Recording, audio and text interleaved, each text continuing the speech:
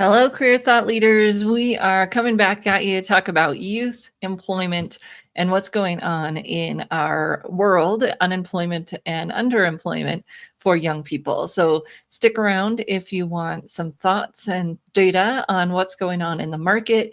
And is it really caused by AI or is it other things? That's what we're going to be talking about today. So it's interesting as we look into this area of what's going on and what are some of the causes of this change that's happened. And I was looking at the data, looking at the research, and I'm going to share it with you. So tell me where you're joining us from. Drop a note in the chat if you're watching the replay and what you're seeing with your clients, or maybe you've got young people that are in this space in your life that aren't necessarily clients. What are you seeing with their employment and the challenges that they're seeing? So I was kind of surprised, and I'm going to show you a little graphic that I got Gemini to help me create. But I was kind of surprised at this transition. So youth unemployment rate for 2023 was actually at a 15-year low. But we're going to talk about some things that aren't captured in the numbers, just like kind of always happens when we look at unemployment. Not everything is captured in the numbers. And this interesting conversation around NEET, NEET being those who are not in employment, education, and training, a crisis happening there in terms of people not engaging in any of these things, right? They're just not engaged at all. And the research talks about how this really is challenging for society when people aren't getting the things that we all want in life, right? Stability, a job, social structures that can help us feel not so lonely. We know there's a loneliness epidemic going on as well. So it's this data is not just around unemployment, it's also around the other things that are going on with young people in the space. It talks about the gap in employment between the young folks and those of us who aren't in that age group, right? That you've got a much bigger difference in unemployment from people who are older and then people who are younger, 25% difference in terms of employment. And that makes a difference, right? When you've got younger people that are having a hard time getting started, they can't get into their jobs. They can't get into something they've trained to do. They can't get into the things they've gotten their degree to do. And I'm sure you all have people in your life that you know that are having that same struggle. So people in this age group, the young age group, they're usually, first fired because they're the youngest, maybe the most inexperienced. I know sometimes our older job seekers can say, oh, they're younger, so they get kept because they're cheaper. And that can be true, but that's not overall what the data shows is that they tend to have the most unemployment. And in fact, some just interesting information here that the gap is greater in upper and middle income countries, not companies, countries. So upper and middle income countries have the highest youth unemployment. Even though youth have education, they're still facing these high unemployment gains. However, it's not that the lower income countries are less unemployed. Well, they're less unemployed, but that employment is often underemployment, right? It's not great opportunities. It's not full-time work. It's more of that part-time or contract or freelance work that they're doing. Sometimes they call it the global south, where we've got people in these regions who aren't unemployed. They're very creative and enterprising, perhaps. And so they don't show up in that unemployment number, but they are underemployed, and the things that they're getting are not quality jobs. So there's a lot of this talk for quality jobs for young people, and how do we help them develop that, right? How do we help develop this young group and get to the point where they can get these jobs that they're calling, a decent job, meaning that it's not just salary, but it's the working conditions, it's the stability, all of those things are important. So we'll come back to some of our graphics here. Unemployment trend, as I said, is going down, which it doesn't feel like it. And we'll talk a little bit more about why, but it is significantly more than adults. So youth having 11% unemployment in these specific countries, the OECD countries, whereas adults have only a 4% unemployment right now. So that difference is startling, right? And it's something that we've got to pay attention to. How do we help our students be employable, get employed? And then this is just showing that low income, lower middle income, that they tend to have the most unemployment for youth. But that doesn't necessarily mean that these other types of countries are seeing great opportunities.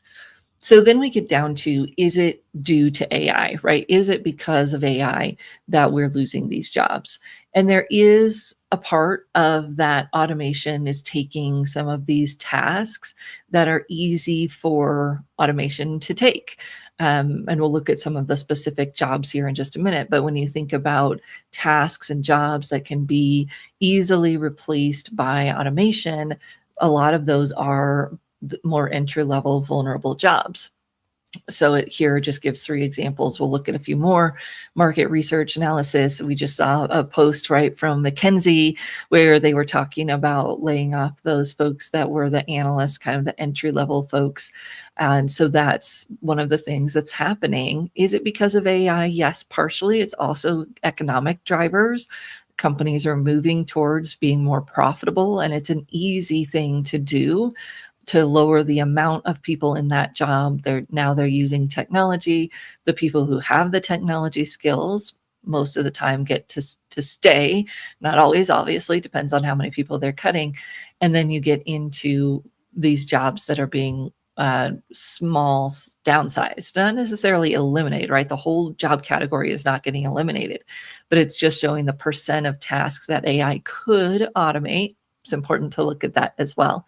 Then we look at the World Economic data for the 2030 predictions that yes, 92 million jobs will be displaced, but we're having 170 million jobs created, and AI is one of the factors that creates more jobs than it's eliminated, but it's also the factor that creates the most churns, because it is eliminating the most jobs of any factor, then it's creating jobs as well.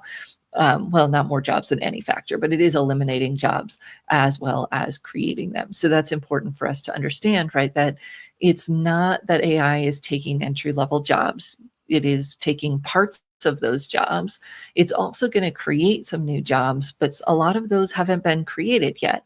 So how do we help our students prepare for these jobs that haven't been created? That's the question, right? How do we help them prepare for these jobs that haven't been created yet? That's our challenge. So the next piece here that I always like to ask for, what are some of those roles in decline and sectors with growth? And we are having to always put our lens over that in terms of our specific geography and maybe the types of students we're working with, et cetera. There's a lot of factors that go into this, but it is good to look at the themes and to look at what's going on maybe more near term versus what might happen longer term. Green tech is having a little lull here in the US with looking at cutting some of the subsidies and some of that was helping companies do those things. They'll figure it out, but there might be a little lull here. And then long term, we're going to see more of those green jobs, sustainability types of things as that continues to be a challenge, similar to healthcare, right? We know that healthcare is going to grow. We know that healthcare is going to have opportunities, aging populations, as well as increased discovery of some types of ailments and increased instances of other types of ailments. And so when we look at that, yes, it's going to grow long term. Now, policy wise, we may see a short term dip here in the US.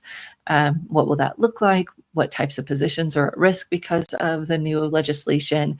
And how can we help our young clients navigate that with these entry-level healthcare roles, especially being some that are on the chopping block in the bill that's in proposal right now for the budget. So as we look at those things, we're taking this all into account, talking to people about that it's a path, right? We're not talking about a ladder or whatever, but we're talking about general skill set and pattern. How can we help you put the things together that you need so that you're employable as these things shift? And I think this is the challenge, right? Is that it's not a straight line. It's not a job.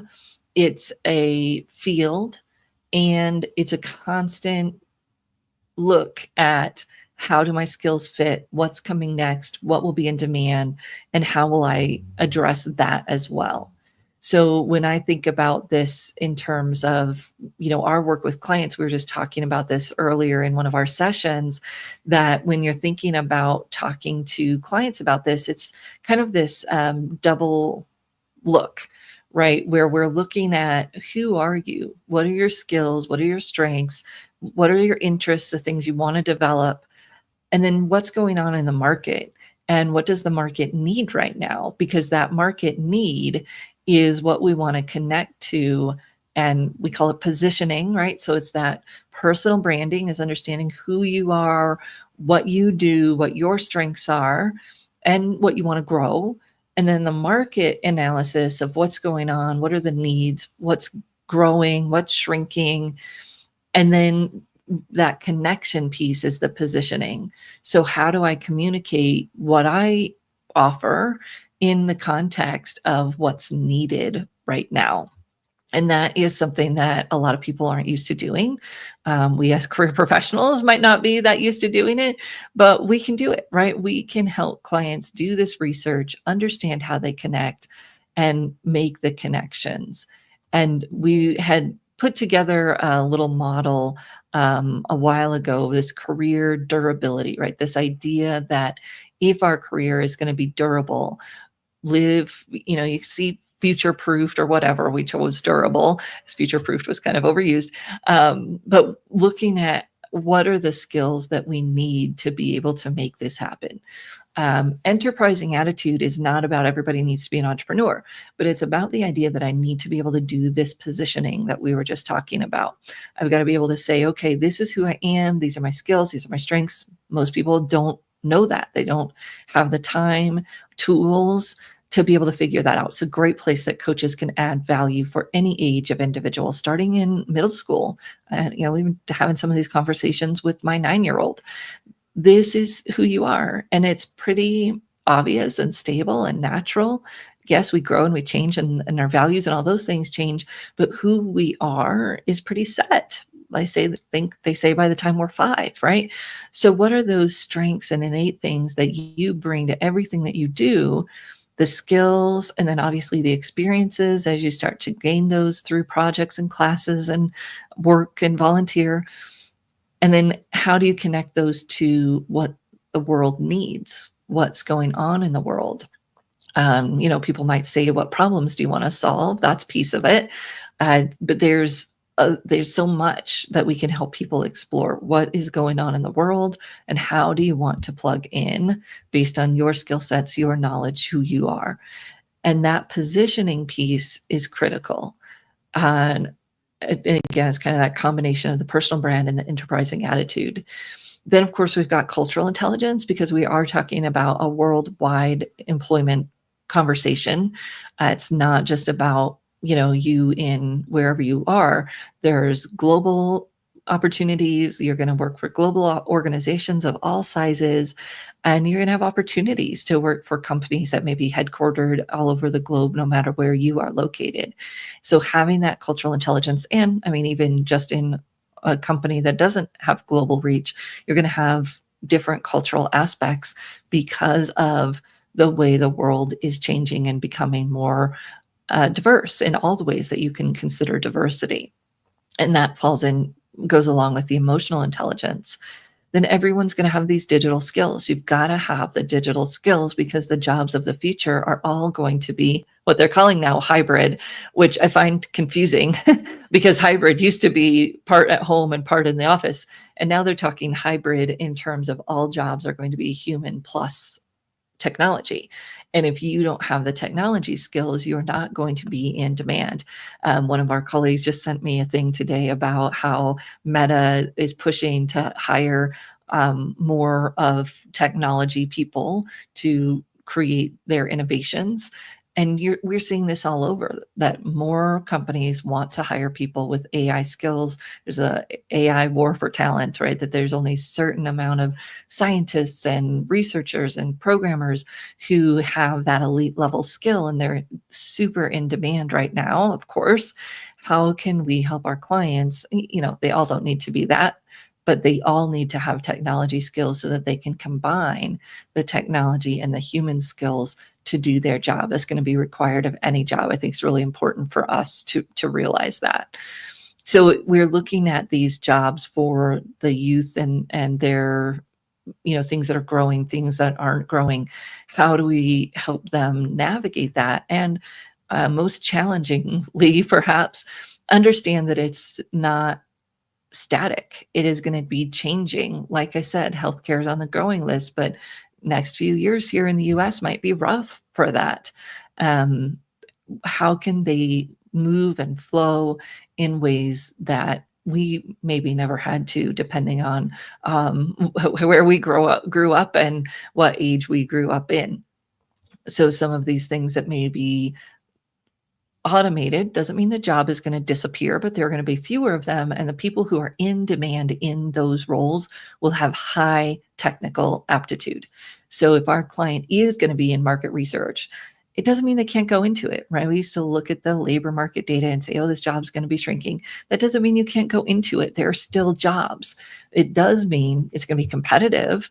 You're probably going to have to be willing to take some other changes, whether that's moving for the job or whatever. And now you're going to need technical skills to be a standout in that field and get hired. It does not mean it's going to be eliminated. We can still help students go into that field. They just need to understand what they'll have to do to be competitive in that field. And you can't go think, oh, I'll be in healthcare, I'll be fine. There is no fine. There is no fine anymore. There is no stability except for agility. And agility comes down to those skills we were just looking at, in addition to your, at work, right? That emotional intelligence piece isn't just your skill. It's also the relationship management that we all have to do to have that social capital. So then this report goes through some of the fastest growing skills. We see these all the time. I think it's challenging because the soft skills show up and those are important.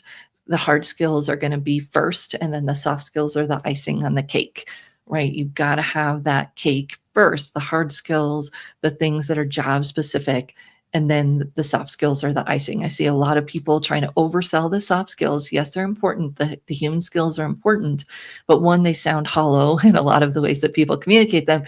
And two, they're just the icing. So if that's all I'm getting is like yuck, right? I mean, I don't know if you've eaten icing off of a cake without the cake. I just watch my kids do it and I cringe because it's too much. And that's what I'm seeing a lot of people do with the soft skills, because they're seeing it reported in reports, but that doesn't mean it's the lead. It's the differentiator. We've got to have the hard skills first for the qualifications. So that's just some of the data that we were looking at for these young people, thinking about how they move into the workforce, how we can help them do that. And again, it's not just automation, but there's a lot of other things going right now. The good news is that reports show, at least, our young people are interested in learning. They're not shying away from this adaptability. They're struggling, right? I mean, they're struggling with all of the changes. They're struggling with all of the pressures. They're struggling with the lack of opportunity, but they are willing and interested in learning. And we can capitalize on that, help them find opportunities that don't just teach them skills, but hopefully also give them some kind of networking opportunity or connection opportunity, to help with the mental health, right? The connections help with that, and then also help with the mobility into these new jobs. So we know that roles are in decline if they're manual, if they're, not jobs that are increasing. We can find those out. We can see that. It's sometimes, not all the time. And we know that the sectors with growth are things that are either tech enabled or some of the healthcare, green jobs, and areas of the future when we look at that. Now, one of the things that this specific report didn't come out with, but that we've seen and we've been talking about, is the what typically was called blue collar jobs, and hands-on, some of those jobs. Now it's interesting when you read the reports that some of that also can be automated, but obviously not as much. Depends on what types of things you're talking about. And how can we help people transition into those new types of blue collar jobs? I did a report a while ago on different types of blue collar jobs that your people may not be thinking about. So I'll drop that link in the chat here as well. It's not just plumbers and HVAC and electricians, although those folks are all in demand and all important. There's a whole bunch of other new blue collar type jobs coming about right now as well. So how can we help clients move forward? It's really understanding themselves, those skills, who they are, what they bring to everything they do, as well as the skills that they've learned and the experiences where they've learned those skills. Got to be able to tell those stories. Projects, volunteer, whatever it might be, they have to show and demonstrate the skills. When we talk about skills-based hiring, it's not just listing the skill on your resume. It's you have to show how you've used the skill, and students need help telling those stories and connecting the skills to things that they've done.